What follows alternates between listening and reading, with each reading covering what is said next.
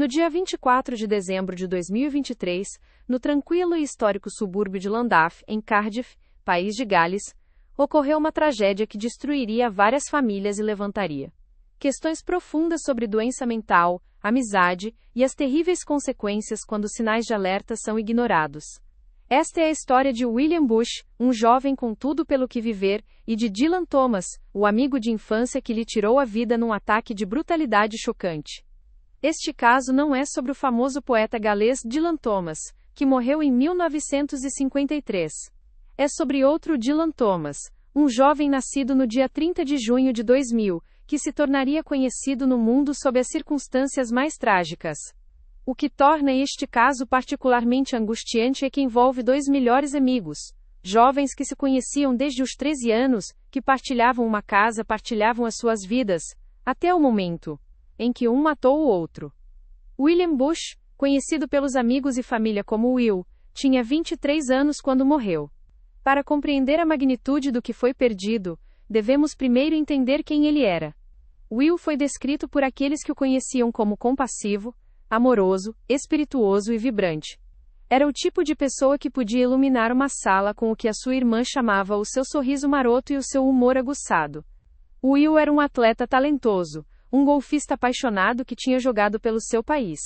Aqueles que o conheciam falavam de um jovem que passava grande parte do seu tempo livre no campo de golfe com o seu irmão Alex. Era desportivo e extrovertido, com um grande círculo de amigos que o descreveriam mais tarde como leal, divertido, carinhoso e confiante. Estas não eram frases vazias oferecidas após a morte. Eram as características genuínas de um jovem que tinha navegado os desafios do início da idade adulta com graça e determinação. Depois de se formar na universidade, Will tinha conseguido um emprego como avaliador de impostos comerciais. Não era um trabalho glamouroso, mas era um começo sólido de carreira. No entanto, cerca de 2 meses antes da sua morte, Will teve dificuldades de saúde, sofrendo de enxaquecas e náuseas. Tomou a decisão de deixar o seu emprego e passou cerca de 1 mês de baixa médica. Em vez de ver isto como um revés, Will viu-o como uma oportunidade. Estava a planear começar um novo emprego menos estressante no ano novo. Foi descrito no tribunal como alguém que se tinha recuperado de contratempos e cuja vida estava decididamente em ascensão. Mais importante ainda, Will estava apaixonado. A sua namorada, Ella Jeffries, estava a planear um futuro com ele. Esperavam ansiosamente encontrar um lugar próprio onde pudessem viver juntos. William Bush não estava apenas a sobreviver, estava a prosperar.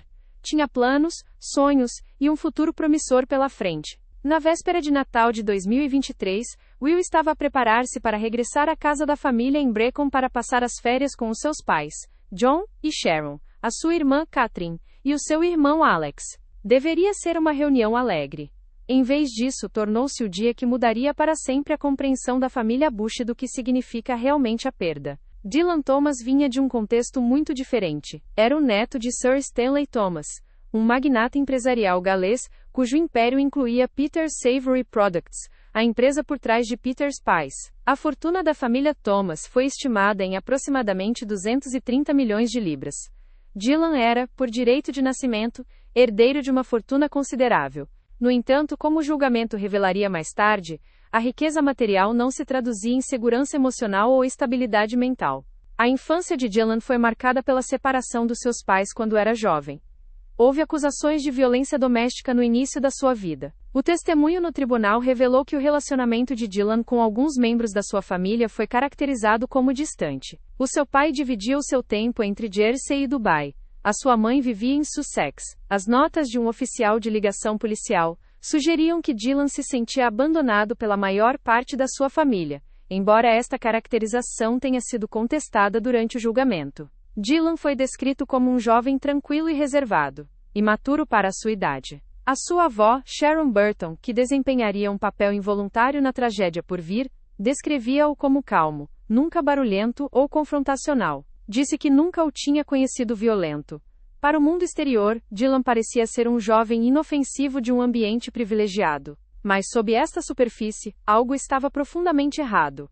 A namorada de Dylan na época descrevia-o como interessado em coisas muito estranhas. Falava sobre os Illuminati. Acreditava que podia resolver a crise energética. Tinha delírios de grandeza, que mais tarde seriam REC. conhecidos como sintomas de doença mental grave, tinha até contactado Elon Musk com afirmações de criar tecnologias revolucionárias. Como a acusação argumentaria mais tarde, apesar de ter tudo na vida materialmente, Dylan Thomas tinha alcançado muito pouco.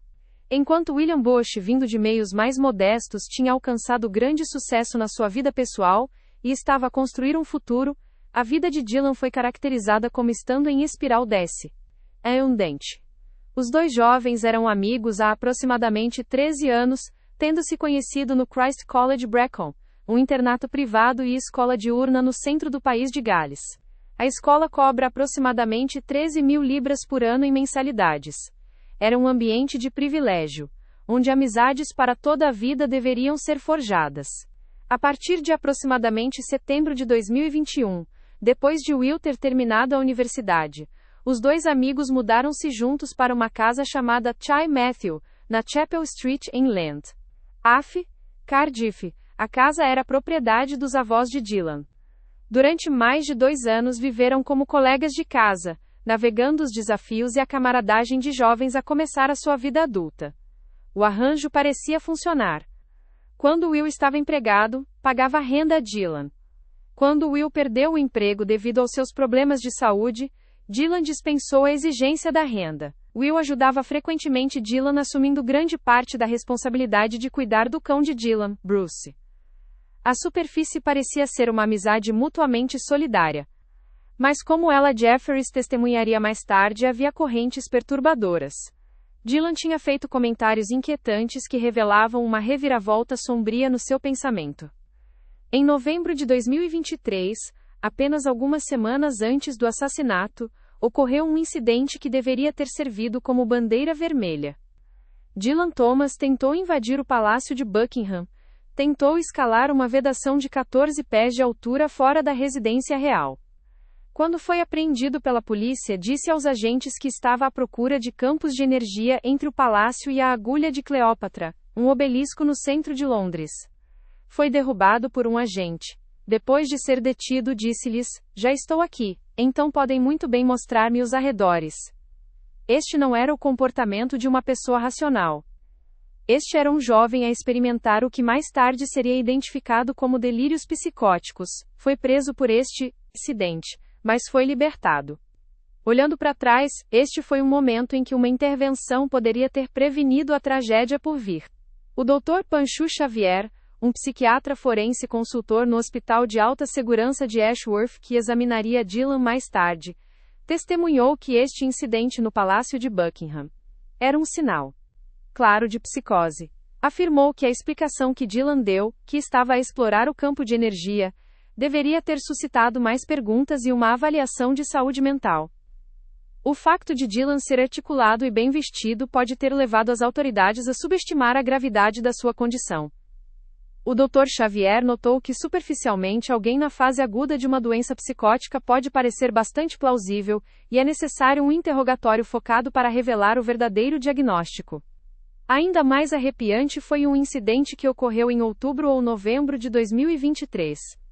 William Bush disse à sua namorada, ela que Dylan lhe tinha dito: "Pensei ou perguntei-me se te mataria." Estas não eram palavras vãs. Will levou-as a sério. Nessa noite barricou a porta do seu quarto para impedir que Dylan entrasse enquanto dormia. Tinha medo. Pense nisso por um momento. Um jovem na sua própria casa sentiu a necessidade de se barricar no seu quarto porque o seu colega de casa e suposto melhor amigo tinha expressado pensamentos de o matar. Will confiou este medo à sua namorada, mas não está claro se o disse a mais alguém, ou procurou ajuda. Talvez esperasse que fosse apenas o estranho sentido de humor de Dylan. Talvez não quisesse acreditar que o seu amigo era capaz de tal coisa. Talvez se sentisse preso, vivendo numa casa propriedade da família de Dylan. Houve também um incidente numa loja de roupas onde Dylan acreditava que tinha sido agredido. Em vez de procurar cuidados médicos, foi a um advogado numa tentativa de processar a loja. O Dr. Xavier testemunhou mais tarde que este era outro exemplo do estado mental em deterioração de Dylan e do pensamento paranoico. De acordo com o testemunho do Dr. Xavier, Dylan mostrava sinais de psicose até 6 meses antes do ataque. Isto incluiria o incidente do Palácio de Buckingham e as ameaças feitas a Will. Dylan tinha tido pelo menos uma alucinação, acreditando que Will tinha ameaçado beber o seu líquido cefalorraquidiano. Este delírio bizarro e assustador fala da gravidade da ruptura de Dylan com a realidade. No entanto, apesar destes sinais de alerta, Dylan Thomas permaneceu em liberdade, sem tratamento, vivendo com o seu melhor amigo em Llandaff. Na noite de 23 de dezembro de 2023, ambos os jovens estavam a fazer os seus planos separados para o Natal. William Bush estava a planear passar a noite com a sua namorada, ela, antes de viajar para Brecon para passar o Natal com a sua família. Deveria ser um tempo feliz, um tempo de celebração e união. Dylan Thomas, entretanto, foi ficar com a sua avó Sharon Burton, na sua casa em Roose no Vale of Glamorgan. Esta não era uma visita planeada. Durante a noite, Dylan disse à sua avó que se sentia sozinho e deprimido. Sharon, preocupada com o seu neto, disse-lhe: "Então vens comigo por um tempo." Dylan concordou. O que Sharon Burton não podia saber era o que estava a acontecer na mente de Dylan. O exame policial dos seus registros telefônicos revelaria mais tarde um padrão profundamente perturbador de pesquisas na internet. Na manhã de 23 de dezembro, Dylan tinha estado a pesquisar informações indicativas de sentimentos suicidas. À medida que o dia avançava, as suas pesquisas tomaram um rumo mais sombrio. Logo após a meia-noite na véspera de Natal, por volta das 0h41, Dylan realizou pesquisas na internet no seu computador. Pesquisou a anatomia do pescoço. Pesquisou informações sobre veias e artérias. Consultou informações sobre suicídio assistido. Estas não eram pesquisas casuais. Eram investigações focadas e intencionais sobre como matar. Enquanto realizava estas pesquisas, Dylan também estava envolvido numa conversa de Snapchat com William Bush. As mensagens de texto não foram totalmente divulgadas ao público, mas o testemunho no tribunal confirmou que Dylan e Will estavam a trocar mensagens até as primeiras horas da manhã. Dylan perguntou a Will se tinha deixado uma chave para ele. Às 23h04, Will respondeu: "Sim, desculpa, amigo, acabei de ver o meu telemóvel. Ainda estou aqui." A justaposição é arrepiante. Dylan estava a enviar mensagens ao seu amigo enquanto simultaneamente pesquisava como matar. A acusação argumentaria mais tarde que isto demonstrava intenção clara e premeditada. A defesa argumentaria que mostrava uma mente confusa e psicótica em espiral fora de controle. Às 3h31 da manhã, Dylan tentou reservar um Uber para o levar da casa da sua avó em Roose de volta a Llandaff. A reserva falhou. Incapaz de obter transporte imediato, Dylan acabou por adormecer, mas o seu plano já se estava a formar. A conversa de texto entre Dylan e Will foi retomada por volta das 11h da manhã, na véspera de Natal, 24 de dezembro de 2023. Dylan enviou uma mensagem a Will perguntando a que horas ia partir. Will respondeu que ia partir um pouco mais tarde, amigo. Dylan então disse que precisava de falar com Will antes de partir. Will concordou em ficar e esperar. Dylan disse à sua avó que precisava de voltar a casa em Llandaff. A razão declarada era que queria passear o seu cão, Bruce. Sharon Burton, sendo uma avó carinhosa, concordou em levá-lo. Não tinha razão para suspeitar do que realmente ia acontecer. Durante a viagem, Sharon notou que a perna de Dylan estava a saltar. Perguntou-lhe o que se passava, por que estava tenso. Dylan disse que nada se passava, mas Sharon sentiu algo. Como diria mais tarde a polícia, havia algo, mas não sei o que. Dylan enviou uma mensagem ao Will: "Ok, quase em casa, fica aí com um X."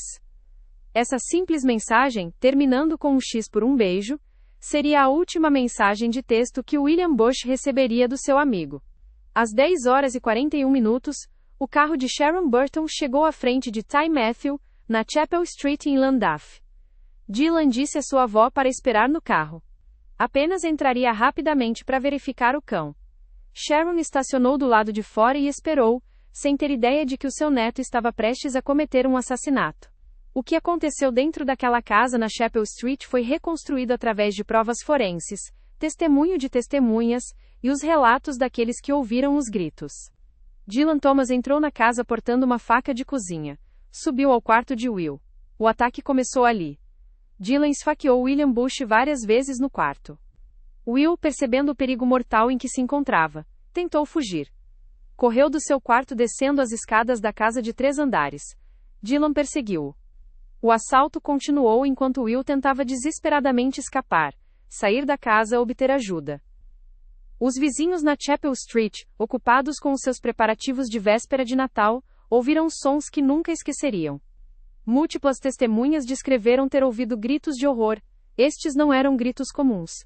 Eram os sons, disseram as testemunhas, que se poderia ouvir num filme de terror quando algo terrível acontece. O ataque durou aproximadamente 7 minutos. Nesse tempo, Dylan Thomas esfaqueou William Bush 37 vezes. 37 feridas separadas. 16 dessas feridas estavam na frente e nas costas do pescoço de Will. A acusação descreveu-o como um ataque frenético. A prova forense mostrou feridas de facada no pescoço, peito, cabeça e costas de Will. Ambos os pulmões foram danificados. A ferida mais letal foi na garganta de Will. Dylan cortou a garganta de Will, seccionando a artéria principal no seu pescoço. Como o advogado da acusação, Greg Bull, disse ao tribunal, está claro que Dylan Thomas usou a faca de cozinha para esfaquear o Sr. Bush no peito e cortar-lhe a garganta, seccionando a artéria principal no pescoço, como resultado do qual o Sr. Bush sangrou até a morte. William Bush, 23 anos, morreu no pátio fora da casa na Chapel Street. O jovem, que deveria estar sentado para o jantar de véspera de Natal com a sua família em Brecon, jazia a sangrar até a morte no frio invernal de Cardiff. Sharon Burton ainda estava sentada no seu carro, esperando que o seu neto passeasse o cão. A próxima coisa que soube foi que Dylan estava a bater na janela do seu carro. Estava coberto de sangue. Como Sharon disse mais tarde à polícia, estava tão angustiado, parecia tão branco como a camisa que vestia. Sharon saltou do carro. Pegou nas chaves do carro e correu para casa. Conseguiu ver Will no chão. A cena era de horror inimaginável. Esta avó carinhosa, que simplesmente tinha levado seu neto a passear o cão, estava agora confrontada com o corpo de um jovem que o seu neto tinha acabado de matar. Sharon Burton fez o que pôde. Passou por Dylan e começou a administrar reanimação cardiopulmonar a William Bush no pátio. Estava a rezar para que ele ficasse bem, mas, como disse mais tarde, sentia no meu coração que ele está morto, mas estava a rezar para que ficasse bem. Não conseguia parar. Deu seu telefone a Dylan e disse-lhe para ligar para os serviços de emergência. Dylan ligou para o 999, o equivalente britânico do 911. Mas quando falou com o operador, mentiu. Acusou Will de o ter esfaqueado. Afirmou ser a vítima. Testemunhas num parque de estacionamento próximo também tinham ouvido os gritos. Ligaram para a polícia. Os serviços de emergência chegaram a Chapel Street rapidamente, mas não havia nada que pudessem fazer. William Bush foi declarado morto no local. Dylan Thomas foi preso no lock. Estava coberto com o sangue do seu amigo, parado no local do crime que tinha acabado de cometer. Nas gravações policiais tiradas pouco depois da sua prisão, Dylan pode ser ouvido a fazer declarações paranoicas. Pediu ao agente para vigiar a polícia na sua casa, alegando que da última vez que interagiu com a polícia tentaram plantar-me cocaína. Disse aos agentes que o prendiam, foi autodefesa, amigo. Ele vinha na minha direção e esfaqueei de volta. Disse que Will tinha estado a enlouquecer durante meses, e que tinha dito a Will para deixar a casa. Estas eram mentiras. A prova forense provaria sem dúvida que Dylan tinha sido o agressor, que tinha iniciado o ataque no próprio quarto de Will. Sharon Burton, traumatizada para além de toda a medida, disse mais tarde à polícia. Só desejava nunca o ter levado lá. Nunca teria imaginado algo assim com Dylan porque ele é um rapaz tão calmo e reservado. Enquanto a maioria das famílias no país de Gales se reunia para celebrações de véspera de Natal, a família Bush recebeu uma batida na sua porta. Não era Will a chegar para o jantar como esperado. Eram agentes da polícia de Dyfed Powys, ali para entregar notícias que destruiriam o seu mundo. O pai de Will, John Bush, diria mais tarde ao Tribunal da Coroa de Cardiff que as vidas da sua família mudaram da noite para o dia quando seu filho morreu, e os efeitos permaneceriam com eles para sempre. Na sua declaração de vítima, John disse: Will é a vítima principal aqui. Essas simples palavras carregam um peso profundo. No meio de toda a discussão sobre o estado mental de Dylan Thomas, sobre definições legais e avaliações psiquiátricas, era importante lembrar: Will era a vítima principal. A irmã de Will, Catherine Bush, falou em nome de si mesma e do seu irmão Alex, na audiência de sentença. As suas palavras pintaram um quadro de uma família completamente destruída. Não consigo expressar por palavras quão traumática e horrível foi esta experiência, e ainda tenho momentos intensos de pânico quando penso nisto, disse. Eu e Alex não conseguimos sequer começar a compreender o medo e o sofrimento que Will suportou naquele dia. Estamos verdadeiramente assombrados pelo horror disso e isto viverá conosco para sempre. Descreveu a morte de Will como um crime bárbaro. A declaração da família lida no tribunal expressava sua angústia. Não conseguimos sequer começar a compreender o medo e o sofrimento que Will suportou.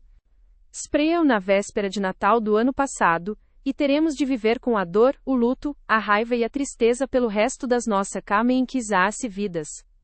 A namorada de Will, Ella Jeffries, também forneceu uma declaração de vítima. Ela e Will estavam a planear o seu futuro juntos, procurando um apartamento onde pudessem começar a sua vida como casal. Em vez de planear um casamento ou uma vida juntos, ficou-lhe lamentar um futuro que nunca chegaria. A declaração da família Bush ao tribunal foi clara na sua avaliação de Dylan Thomas. Dylan Thomas é um mentiroso malvado e manipulador.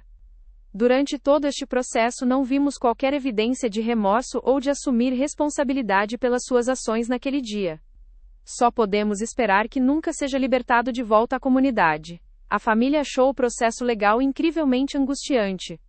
Os pais de Will acharam-no demasiado absolutamente insuportável para assistir a qualquer parte do julgamento. Não conseguiam sentar-se naquela sala de tribunal e ouvir os detalhes de como seu filho morreu. Não conseguiam enfrentar a pessoa que o tinha matado. A família também achou incrivelmente difícil que o processo se concentrasse fortemente em Dylan Thomas e no seu estado mental. Como notaram, ele era a pessoa que tinha planeado e assassinado o seu amado Will, e lhe tinha tirado a sua voz e o seu futuro promissor. Dylan Thomas foi acusado de homicídio. Desde o início, admitiu ter matado William Bush. A prova física era esmagadora, e não havia dúvida de que Dylan tinha causado a morte de Will. A questão legal tornou-se: foi homicídio ou foi homicídio involuntário? No sistema legal britânico, o homicídio requer prova da intenção de matar ou causar lesões corporais graves. O homicídio involuntário, particularmente o homicídio involuntário por responsabilidade diminuída, pode ser alegado quando o acusado sofria de uma anormalidade da mente que diminuiu substancialmente a sua responsabilidade mental pelas suas ações.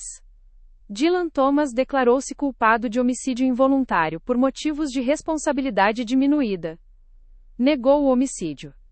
Esta declaração preparou o cenário para um julgamento que dependeria da questão do estado mental de Dylan no momento do assassinato. O julgamento decorreu no Tribunal da Coroa de Cardiff em novembro de 2024, quase um ano depois do assassinato. Dylan apareceu por ligação de vídeo do Hospital de Alta Segurança de Ashworth, em Liverpool, onde tinha sido detido desde a sua prisão. Tinha estado a receber tratamento para esquizofrenia durante os 11 meses anteriores ao julgamento. Vestia uma camisola preta e tinha cabelo preto cortado curto. Sentou-se com as mãos juntas à sua frente no colo, observando os procedimentos que determinariam se seria condenado por homicídio ou pela acusação menor de homicídio involuntário. O julgamento foi presidido pela senhora juíza Karen Stein. A acusação foi liderada por Greg Bull, assistido pelo Sr. Wright. A defesa foi liderada por Orlando Pownall. A acusação aceitava que Dylan Thomas estava mentalmente doente. Aceitavam que lhe tinha sido diagnosticada esquizofrenia. No entanto, argumentavam que a doença mental sozinha não o impedia de ser culpado de homicídio. O seu caso baseava-se em vários pontos-chave. Primeiro, a prova de premeditação. Dylan tinha pesquisado informações sobre a anatomia do pescoço nas horas anteriores ao ataque. Tinha consultado veias e artérias. Estas pesquisas, argumentava a acusação, mostravam pensamento claro e planeamento. Como Greg Bull disse ao júri, Dylan tinha demonstrado pensamento claro antes do ataque. Segundo, a natureza do ataque em si. 37 facadas. 16 no pescoço. O seccionamento da artéria principal. Estas feridas, argumentava a acusação, mostravam uma intenção de matar. O ataque não foi uma breve perda de controle. Foi sustentado, brutal e completo. Will foi esfaqueado no seu quarto. Depois perseguido pelas escadas abaixo. Depois esfaqueado repetidamente até morrer. Terceiro, a ausência de certos sintomas. Isto era crucial. A acusação apresentou prova do seu próprio perito psiquiátrico, o Dr. Jaya Vikrama. Testemunhou que, embora Dylan tivesse esquizofrenia, a doença era improvável que tivesse causado uma deterioração substancial na capacidade de Dylan de compreender a natureza da sua conduta, de formar um julgamento racional ou de exercer autocontrolo. Criticamente, este não era um caso em que Dylan estava a ouvir vozes que lhe diziam para matar. Como Greg Bull disse ao tribunal, este não é um caso em que a morte foi causada por vozes. Foi-me dito para fazer isto por uma voz, um espírito pelos meus antepassados mortos. A acusação também apresentou um possível motivo, embora reconhecessem que era especulativo. Greg Bull pintou um quadro de dois jovens cujas vidas estavam a divergir.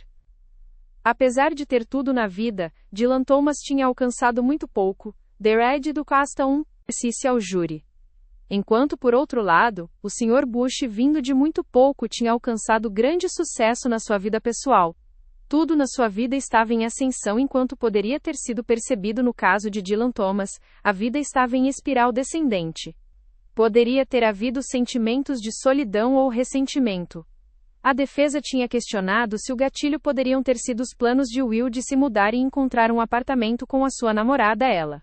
Mas como o Sr. Bull notou, apenas duas pessoas podem dizer-vos se poderia ter havido um motivo. Uma delas está morta e a outra, por razões conhecidas por vós, não pôde testemunhar, por isso não especulem. Dylan Thomas não testemunhou no seu julgamento. Permaneceu no Hospital de Alta Segurança de Ashworth, e participou apenas por ligação de vídeo. O júri não ouviu diretamente dele o que aconteceu ou porquê. A defesa, liderada por Orlando Pownall, argumentou que a única explicação para as ações de Dylan era a sua doença mental grave.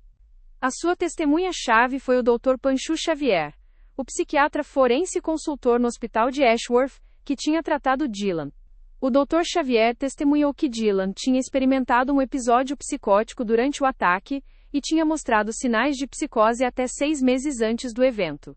Este período incluiria o incidente do Palácio de Buckingham e as ameaças feitas ao Will. Crucialmente, o Dr. Xavier testemunhou que no estado psicótico de Dylan ele tinha chegado a acreditar que Will representava uma ameaça para ele. A minha opinião é que estava convencido de que lhe seria feito mal, disse o Dr. Xavier ao tribunal. Se pensas isso, vais tentar eliminar essa ameaça. Na sua mente é por isso que se comportou como se comportou.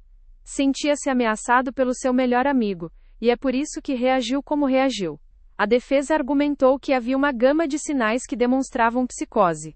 Apontaram para as pesquisas bizarras na internet, não apenas de anatomia, mas de métodos de overdose e suicídio assistido. Estas pesquisas, argumentaram, mostravam uma mente em caos, não uma mente envolvida em planeamento racional. Orlando Pownall fez uma pergunta ao júri.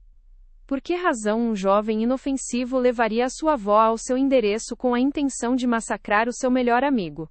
A implicação era clara. Apenas doença mental grave poderia explicar tal ato. Há toda uma gama de sinais que demonstram psicose, disse ao júri. A acusação, ou diz que o facto de ser esquizofrênico é irrelevante, sustentamos que não era. A defesa também abordou a questão da premeditação. O Sr. Pownall argumentou que a sugestão de que uma súbita perda de temperamento considerada não poderia ter nada a ver com o seu estado mental é insustentável. As pesquisas na internet, sugeriu, não eram prova de planeamento, mas prova de uma mente perturbada e psicótica. É importante notar o que a defesa não estava a argumentar. Não estavam a alegar autodefesa. Como o Sr. Pownall esclareceu, não estava em disputa que Dylan tinha iniciado o ataque. Não tinha agido em autodefesa. Will não o tinha atacado. O argumento da defesa era sobre responsabilidade diminuída. Estavam a pedir ao júri para concluir que a esquizofrenia de Dylan tinha diminuído tão substancialmente a sua responsabilidade mental, que deveria ser condenado pela acusação menor de homicídio involuntário em vez de homicídio. O Dr. Xavier também testemunhou sobre oportunidades perdidas de intervenção. Notou que depois do incidente do Palácio de Buckingham, Alguém deveria ter reconhecido o estado mental de Dylan e fornecido tratamento. Infelizmente, essa poderia ter sido a primeira vez em que uma intervenção poderia ter acontecido que poderia ter impedido que continuasse doente, disse. Acrescentou que a natureza articulada de Dylan e a sua aparência poderiam ter levado os médicos a subestimar a sua condição. Também disse ao júri que não teria sido óbvio para uma pessoa leiga que Dylan era psicótico. Isto explicava por que Sharon Burton, por que Will, por que outros na vida de Dylan não tinham compreendido completamente a gravidade da sua condição. Depois de ouvir toda a prova, os testemunhos psiquiátricos, os relatórios forenses e as declarações das vítimas, o júri retirou-se para deliberar. A questão perante eles era complexa. Dylan Thomas, apesar da sua esquizofrenia, tinha capacidade mental para formar a intenção de matar, ou a sua doença mental era tão grave que diminuiu a sua responsabilidade até o ponto em que o homicídio involuntário era a condenação apropriada? Na quinta-feira, 21 de novembro de 2024, o júri regressou com o seu veredicto. Consideraram Dylan Thomas culpado de homicídio. O júri tinha sido claramente convencido pelo argumento da acusação. Aceitaram o testemunho do Dr. Jaya Vikrama sobre o do Dr. Xavier. Consideraram que, embora Dylan estivesse mentalmente doente, a sua esquizofrenia não tinha diminuído substancialmente a sua capacidade de compreender o que estava a fazer ou de exercer autocontrolo. As pesquisas na internet da anatomia do pescoço, o planeamento envolvido em regressar à casa, a natureza sustentada do ataque, tudo isto apontava para um homem que sabia o que estava a fazer e tensionava matar o seu amigo. O veredito significava que Dylan Thomas enfrentaria uma sentença obrigatória de prisão perpétua. A única questão restante era qual seria o período mínimo antes de poder ser considerado para a liberdade condicional. Dylan Thomas apareceu por ligação de vídeo do hospital de Ashworth para sua sentença na sexta-feira, 24 de janeiro de 2025. Tinha agora passado 11 meses na instalação psiquiátrica, recebendo tratamento para sua esquizofrenia. A audiência de sentença começou com a leitura das declarações das vítimas. Catherine Bush e Ella Jeffries leram corajosamente as suas próprias declarações ao tribunal. As suas palavras pintaram um quadro devastador de perda, trauma e luto que nunca curaria completamente. A senhora juíza Karen Stein proferiu então as suas observações de sentença. Começou por reconhecer a magnitude do crime. Tiraste um filho à sua mãe e ao seu pai, disse a Dylan Thomas. Privaste a mulher que amava, com quem planeava o seu futuro, da sua companheira. Privaste a sua irmã e irmão do seu jovem irmão. Falou do caráter e potencial de Will. Fez bem na escola e na universidade. Era um desportista apaixonado e um golfista talentoso que jogou pelo seu país. E ele e ela estavam a planear um futuro juntos. Enfatizou a totalidade do dano. Tirar uma vida é uma coisa terrível, não só por causa da vida que é cruelmente encurtada, mas por causa de todas as outras vidas que também são danificadas. Mas, como seu pai disse, Will é a vítima principal aqui. Tinha apenas 23 anos. Assassinado sem sentido e privado de muitas décadas de vida feliz e gratificante. A juíza Stein abordou então os fatores que tinha de considerar ao determinar o período mínimo. Notou os fatores agravantes. A vulnerabilidade da vítima que estava na sua própria casa quando foi atacada. A natureza sustentada do ataque. O uso de uma faca, e as feridas infligidas particularmente ao pescoço. Também reconheceu os fatores atenuantes. Dylan não tinha antecedentes criminais. A sua idade, 23 anos no momento da ofensa, era um fator atenuante.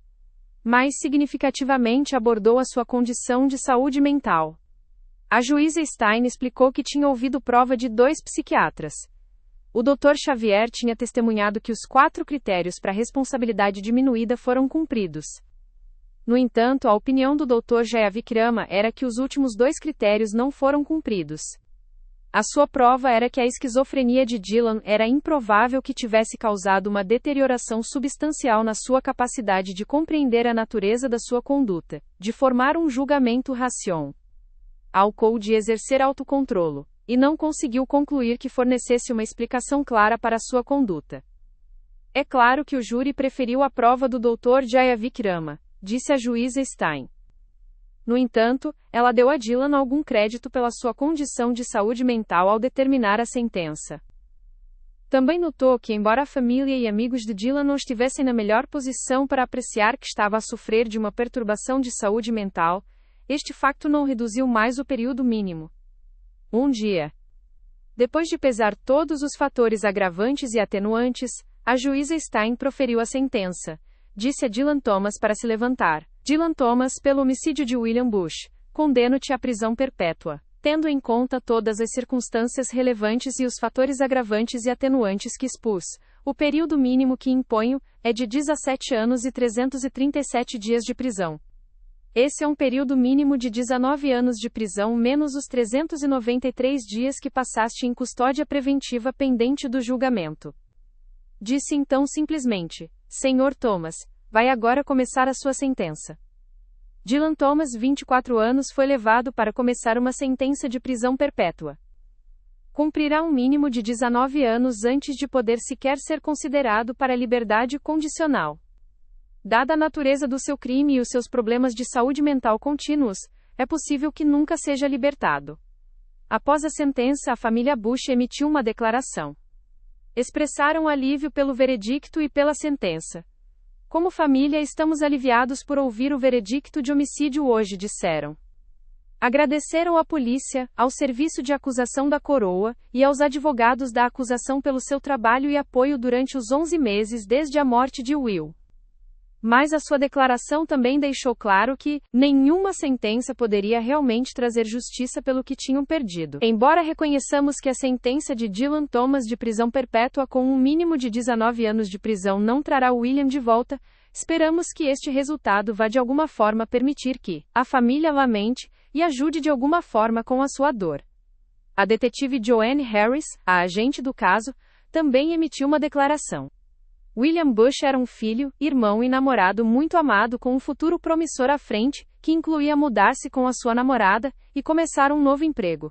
No dia 24 de dezembro de 2023, enquanto esperava passar o Natal com a sua família namorada, foi morto por alguém que considerava seu amigo sem ter feito nada para merecer a violência brutal que lhe foi infligida. Este caso levanta questões profundas que se estendem muito para além dos detalhes do que aconteceu na Chapel Street na véspera de Natal de 2023. Primeiro, há a questão das oportunidades perdidas. Dylan Thomas tinha mostrado sinais claros de doença mental grave durante pelo menos 6 meses antes de matar o seu amigo. Tinha tentado invadir o Palácio de Buckingham com explicações delirantes. Tinha ameaçado matar o Will. Tinha tido alucinações. No entanto, permaneceu sem tratamento, vivendo sem supervisão na comunidade. O testemunho do Dr. Xavier sublinhou que o incidente do Palácio de Buckingham deveria ter sido uma bandeira vermelha. Um jovem a escalar as grades do palácio e a explicá-lo com referência a campos de energia, deveria ter provocado uma avaliação psiquiátrica e intervenção. Em vez disso, Dylan foi preso, processado através do sistema de justiça criminal e libertado. Teria o tratamento nesse momento prevenido a morte de Will? Não podemos saber com certeza, mas é uma possibilidade assombradora.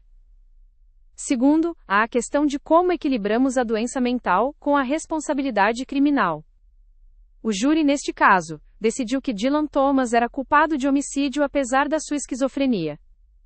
Consideraram que a sua doença mental, embora real e grave, não diminuiu a sua responsabilidade pelas suas ações, até ao ponto em que o homicídio involuntário era a acusação apropriada. Este é um julgamento difícil que os júris devem fazer, em casos envolvendo acusados mentalmente doentes.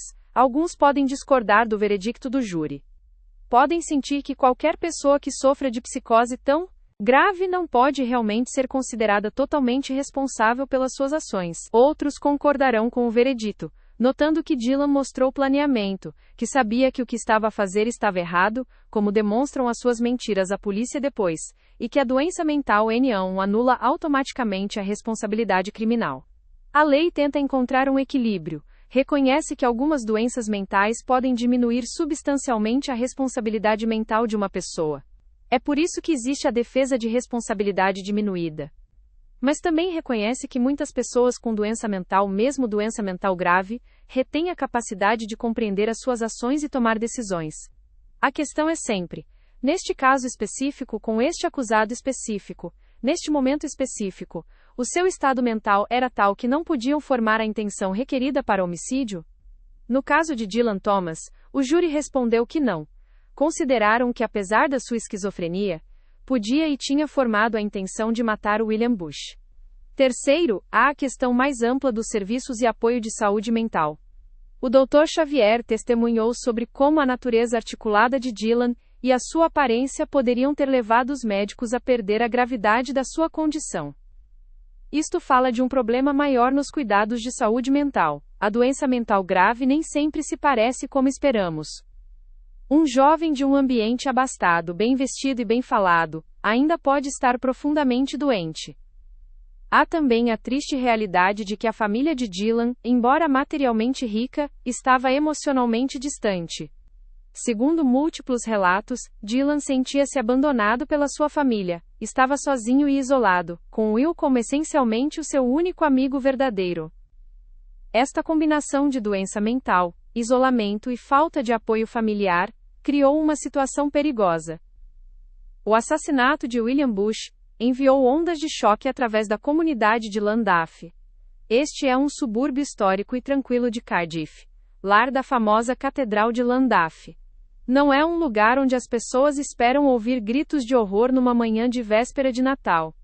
Não é um lugar onde os vizinhos esperam testemunhar um jovem a ser esfaqueado até a morte fora da sua casa. A comunidade uniu-se em torno da família Bush e cooperou com a investigação policial.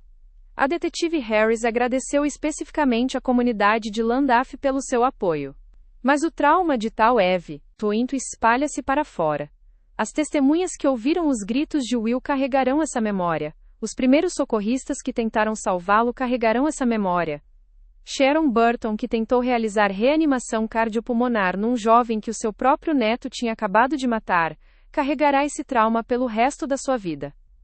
Em casos como este, existe o risco de a vítima se perder na narrativa. O foco muda para o acusado, o julgamento, as avaliações psiquiátricas, os argumentos legais. Mas como o pai de Will disse tão poderosamente, Will é a vítima principal aqui. William Bush tinha 23 anos. Era um filho, um irmão, um namorado, um amigo. Era talentoso, espirituoso, carinhoso e leal. Amava golfe e jogou pelo seu país. Tinha superado contratempos e estava a construir um futuro. Estava a planear mudar-se com a mulher que amava e começar um novo emprego que seria menos estressante e mais gratificante. Deveria ter passado a véspera de Natal de 2023 com a sua família em Brecon. Deveria ter tido décadas pela frente. Deveria ter tido a oportunidade de casar com ela, de prosseguir a sua carreira, de jogar mais golfe com o seu irmão, de orgulhar os seus pais, de viver. Em vez disso, a sua vida terminou em 7 minutos de horror por alguém em quem confiava, alguém que considerava o seu melhor amigo, alguém que conhecia desde os 13 anos. A família Bush nunca se recuperará desta perda. Marcarão cada Natal pelo resto das suas vidas pela ausência de Will. Pensarão no que poderia ter estado a fazer se tivesse vivido. Estarão assombrados, como a sua irmã disse, pelo horror do que suportou nos seus últimos momentos. Este é o custo real deste crime. Não os procedimentos legais, não os debates psiquiátricos, mas a extinção de uma vida jovem brilhante, e o sofrimento vitalício infligido a todos os que amavam Will. Ao refletir sobre este caso, devemos lembrar Will primeiro. Devemos honrar a sua memória dizendo seu nome, reconhecendo seu valor, reconhecendo que era mais do que apenas uma vítima num caso criminal. Era uma pessoa completa com esperanças, sonhos, talentos e pessoas que o amavam profundamente. William Bush. 23 anos. Golfista. Avaliador. Filho, irmão, namorado, amigo, foi-se cedo demais, tirado sem sentido. Mas não esquecido. Em janeiro de 2025, Dylan Thomas está a cumprir a sua sentença de prisão perpétua. Permanece em custódia, provavelmente, ainda no Hospital de Alta Segurança de Ashworth, ou numa instalação similar, recebendo tratamento contínuo para sua esquizofrenia. Será elegível para consideração de liberdade condicional após cumprir o seu período mínimo de 19 anos, o que seria no ano de 2044, quando terá 44 anos. Se alguma vez será realmente libertado é incerto. As comissões de liberdade condicional consideram muitos fatores, incluindo a natureza da ofensa original, o comportamento do prisioneiro durante o encarceramento, problemas de saúde mental contínuos e o risco para a segurança pública.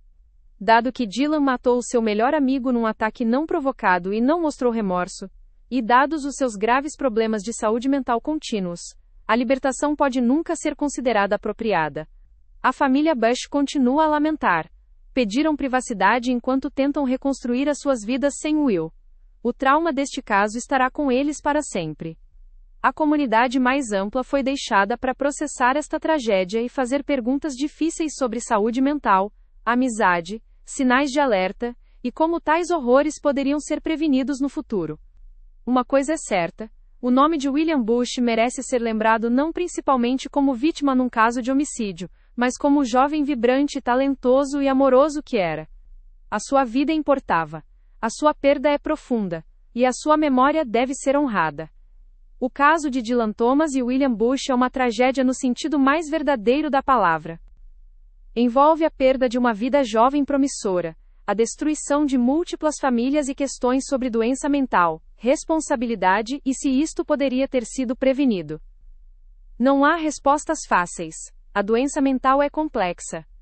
A linha entre responsabilidade criminal e capacidade diminuída nem sempre é clara. Os sinais de alerta que parecem óbvios em retrospectiva são frequentemente ambíguos no momento. O que é claro é que William Bush merecia melhor. Merecia viver. Merecia cumprir o seu potencial. Merecia envelhecer com ela, continuar a fazer a sua família rir, jogar golfe com o seu irmão, orgulhar os seus pais, viver. Em vez disso, na véspera de Natal de 2023, numa casa na Chapel Street, em Llandaff, País de Gales, tudo isto lhe foi tirado num ato de violência chocante por alguém a quem chamava o seu melhor amigo. Que William Bush descanse em paz. Que a sua família encontre alguma medida de cura, embora a ferida nunca se feche completamente. E que todos aprendamos com esta tragédia a levar a doença mental a sério, a prestar atenção aos sinais de alerta, a intervir quando vemos alguém em crise, e a lembrar que por trás de cada caso crimina há pessoas reais com vidas reais que importam. Esta é a história de William Bush e Dylan Thomas. É uma história de amizade que se tornou mortal, de doença mental não tratada, de uma véspera de Natal que se tornou pesadelo, e de um jovem cuja luz brilhante se apagou demasiado cedo. Lembre-se de William Bush. Lembre-se do que foi perdido. Lembre-se de que cada vida tem valor e cada morte diminui-nos a todos.